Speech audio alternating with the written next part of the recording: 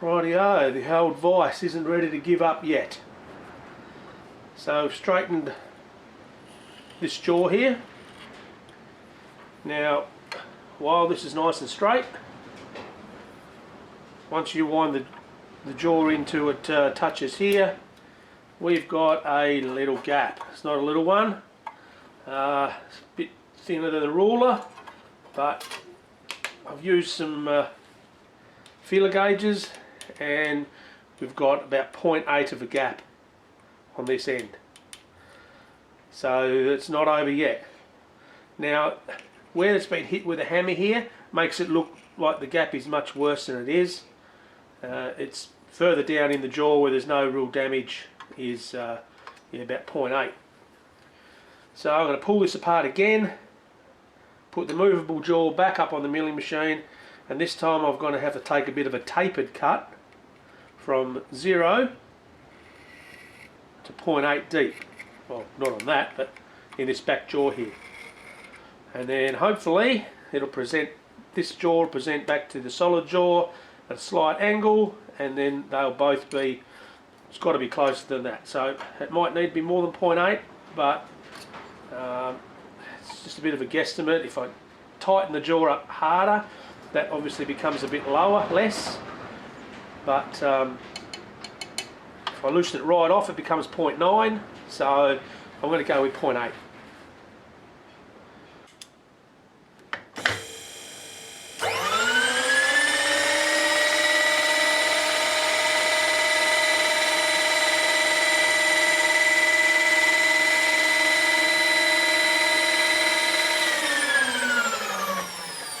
Okay, so we've got to go about 15.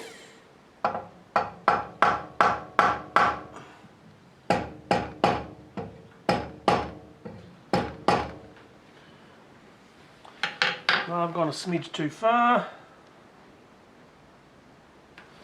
Let's try that.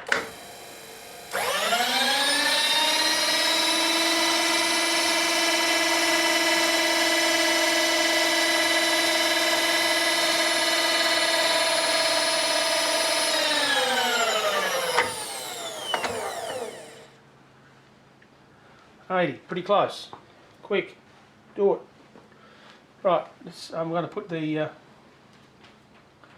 milling cutter in there, and unlike last time, I'm going to choke it down a little bit more on the. Last time I had it hang out a little bit, thinking, oh, it's a thicker cutter, it won't deflect.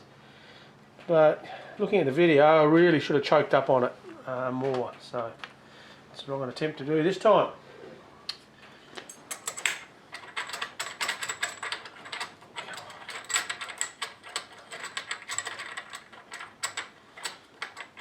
He's making this look hard. Alright, so I'll put him up right up in there.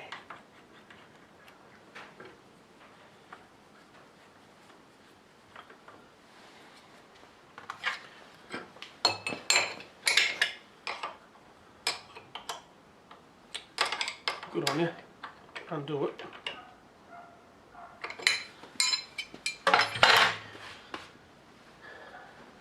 Okay.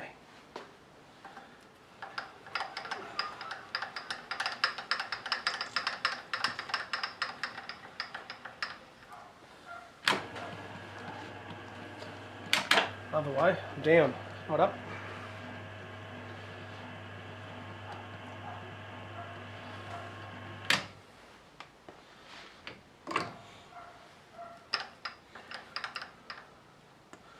Right, so cuts should be taking place from here and then slowly taper off to nothing.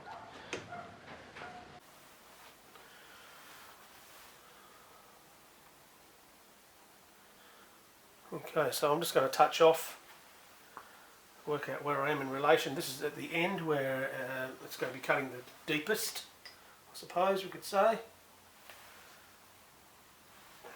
So, oh yeah. Now just get out in value.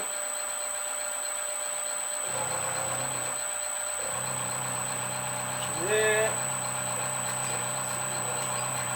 0.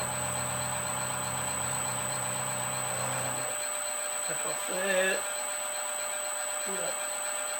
Depth value.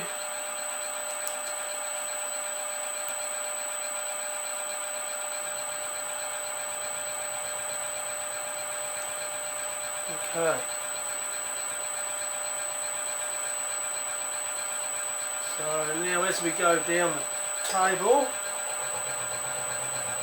up from the depth, there should be no touching, which there doesn't seem to be, only depth. I might just speed that up a smidge, or a lot.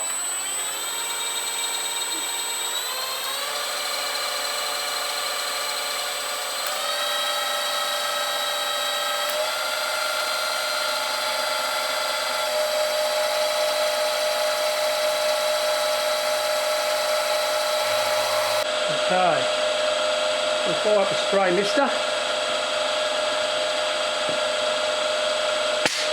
Probably really doesn't need to be on, but let's have a play with it.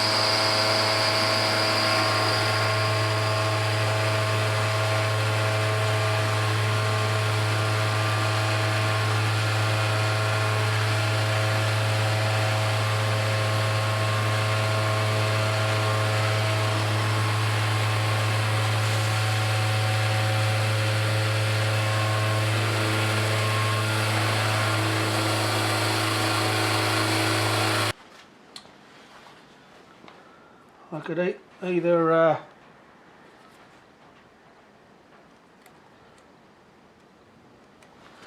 no, it still needs more.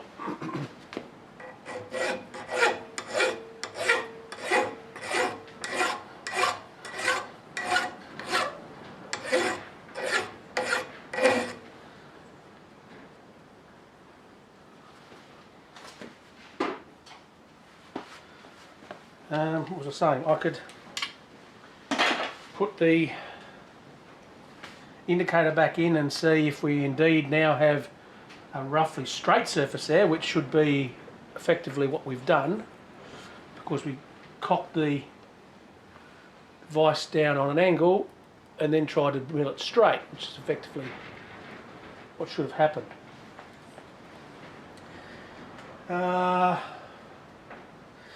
Yeah, why not, I suppose. I've got it half set up, so let's take out this.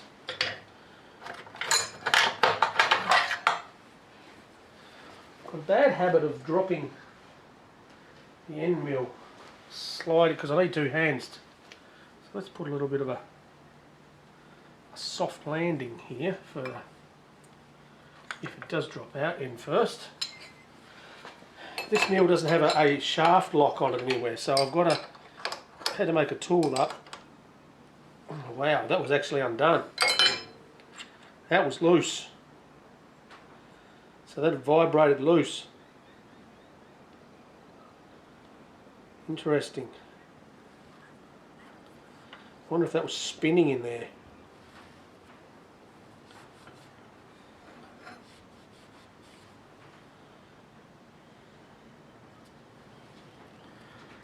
Might explain some of the problems, not problems, the idiosyncrasies, but that was loose.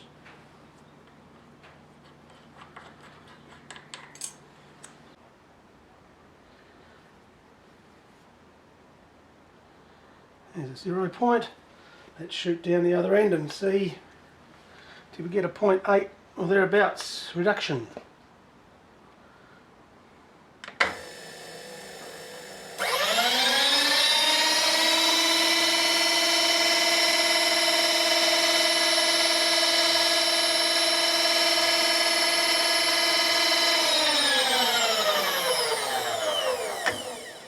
Sorry, it had to remain roughly straight, didn't it? I thought to myself, what the hell is going on? Okay, so certainly probably vibrated and moved around a little bit. So it's 0.2 of a millimetre less down this end than it is up that end. So that means we've probably only straightened it up by 0.6. That's further out this way by 20.2. I reckon that's what's happened. Well, let's put the vise back together again, and I'll see if what I've done is any good. I'm not expecting it to be perfect, but you can certainly see by the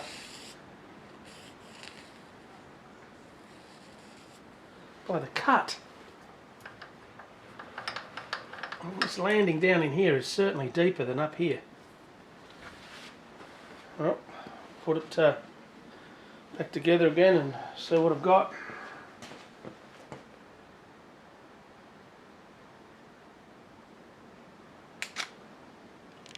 What I've decided to do, I've still got this left in the vise, and I'm wondering if I just need to do instead of doing a full depth of cut, even though it's a very small cut, I might be getting a bit of flexation.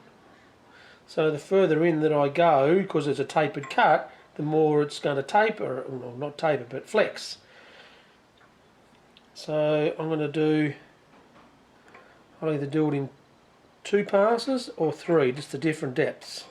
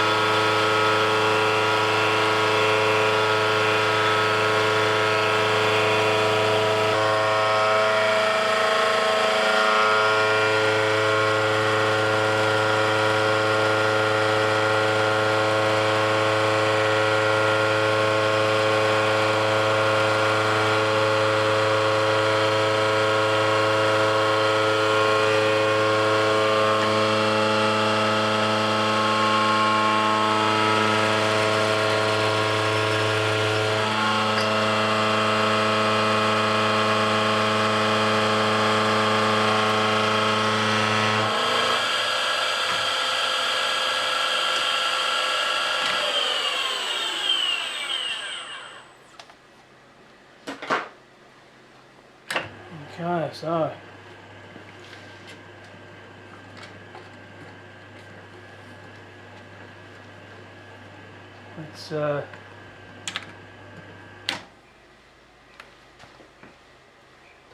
let's have a check.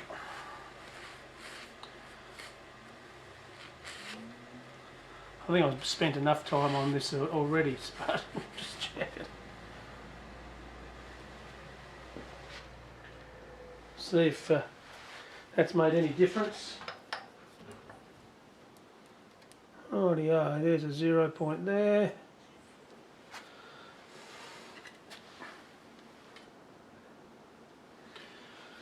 Let's see what we got.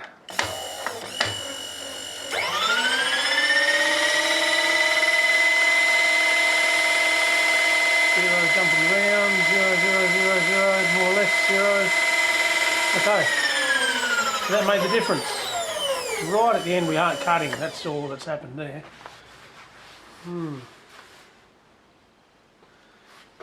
So, I've had to have taken more off, but I don't know, I've had enough. I think this is going to be near enough.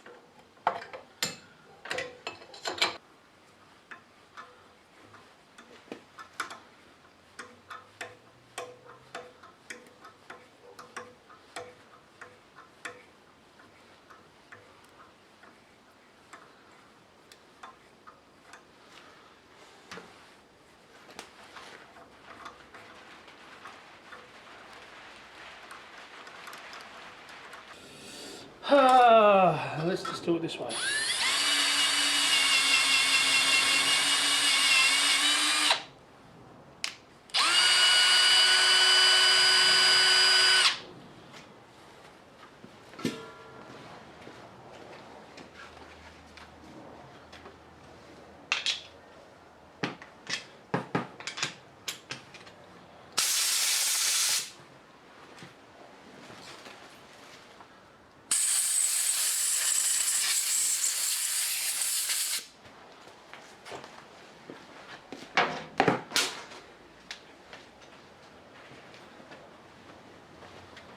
Okay, we'll put it back together again. Rightio, here we have the vise that I've been playing with. I have got it down to a gap on the end here of 0.2 of a millimetre. So it's not perfect, but basically I'd had enough fighting with this. One day I might pick it up again and have another go at it, but yeah, 0.2 is better than 0.9. And you can see how much has been removed as a taper cut. Now look, I think it's got a lot to do with the mechanism itself, and it's over here how that it tightens up.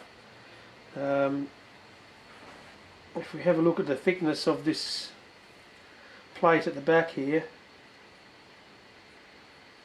that's 18.3. And up the far end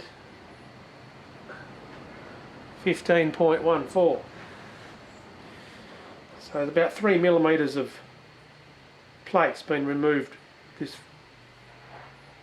side. So more probably needs to be done if we want to make it match.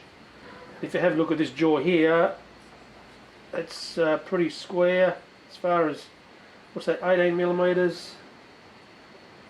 A little bit of difference, 18 and 16.3.